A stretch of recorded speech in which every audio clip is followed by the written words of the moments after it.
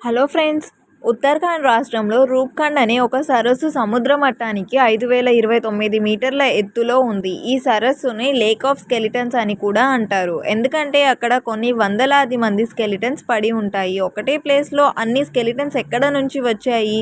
ముందుగా ఈ లేక్ని 1941లో కనుగొన్నారు. కానీ ఈ లేక్ వెనక మిస్టరీ అయితే ఇప్పటి వరకు సాల్వ్ అవ్వలేదు. ముందుగా అయితే ఈ స్కెలిటన్స్ అన్ని వరల్డ్ వార్ 2 టైంలో వచ్చిన జపానీస్ సోల్జర్ గ్రూప్ది అయ్యి ఉండవచ్చు అని అనుకున్నారు. వాళ్ళు అక్కడికి వచ్చాక ఆ చలిని తట్టుకోలేక చనిపోయి ఉంటారేమో అని.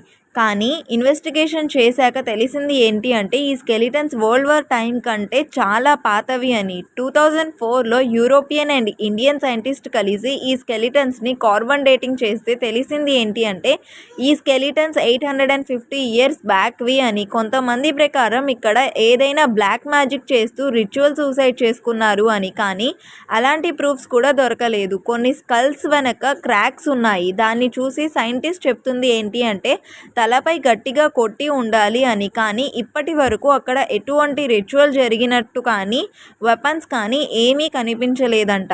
అసలు అక్కడ అన్ని స్కెలిటన్స్ ఎలా వచ్చాయి ఏంటి అనే మిస్టరీ అయితే ఇప్పటి వరకు మిస్టరీగానే ఉంది. దీనిపై మీ ఒపీనియన్ ఏంటో కింద కామెంట్ సెక్షన్లో చెప్పండి. వీడియో నచ్చితే లైక్ చేసి మా ఛానల్ని సబ్స్క్రైబ్ చేసి సపోర్ట్ చేయడం మాత్రం మర్చిపోకండి.